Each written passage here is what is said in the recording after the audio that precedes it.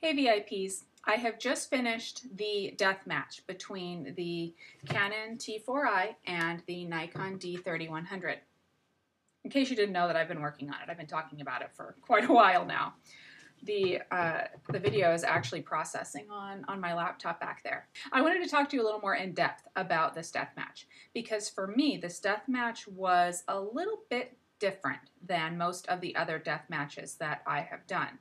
The result of the death match, or the judging of the death match, was not just for me. It wasn't just what Leigh would want in a camera. I also took into account what the purpose of these cameras is for the general public and for the manufacturers, which is, they're for the entry-level person who's just thinking about, getting into photography or, wants to have a better camera than a point and shoot.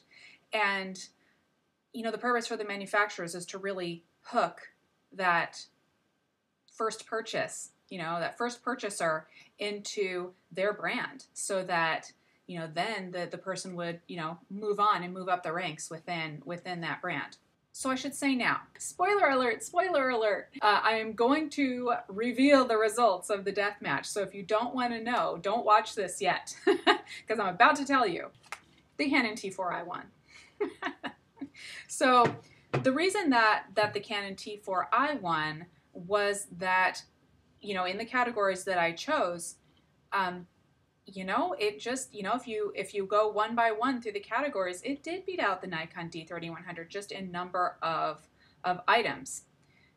However, I was left a little bit unsettled at the end because, there's a couple of things that the D3100 does better than the Canon T4i that I feel like are maybe more important than the other things. Like I have my list of things that I of categories that I judged these on here. Okay, so special features. Let's say special features is one of the things that the Canon T4i beat out the D3100 on. And the special features were like this flip out screen, which is awesome. I loved it when Raymond and I were out doing this death match on the trail because he could flip this closed like this and put the camera in his Camelback and not really have to worry too much about it. But me, on the other hand, I had the D3100 and it doesn't even have a screen protector back here. So I was gingerly putting it into my Camelback, so I was jealous of that. The other special feature that the Canon has is the touchscreen.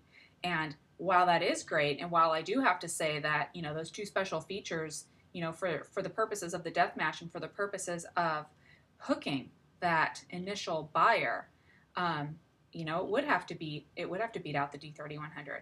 But in my purchasing history, or if I were to be deciding between these two cameras, I don't know that, kind of the bells and whistles like that would be as important as some of the other features, some of the features that maybe the D3100 did better, like focusing.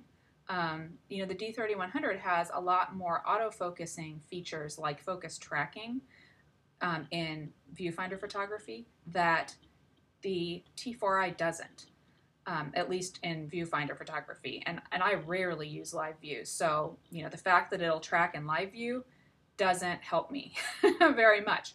But like I said, it might help that initial buyer who's used to the point and shoot, who maybe doesn't even have a viewfinder on their point and shoot, so they're going to be using live view a lot. So maybe for them it would be more important. Or like cost, cost could be the deciding factor for somebody, but I just weighted it like any of the other categories in this death match. So anyway, the T4i did win for Snapchick's death match, but maybe for Leigh's death match, or maybe for a lot of other people's death matches, the D3100 would have won. So, like I said, I was a little bit, unsettled, I guess, at the end of this death match. The T4i did win, and you guys keep your eyes peeled for it. I'm going to do my best to get it posted today. Sometimes, though, the upload process takes a while, so it might not be up until tomorrow, but keep your eyes peeled for it, and I'll talk to you guys later.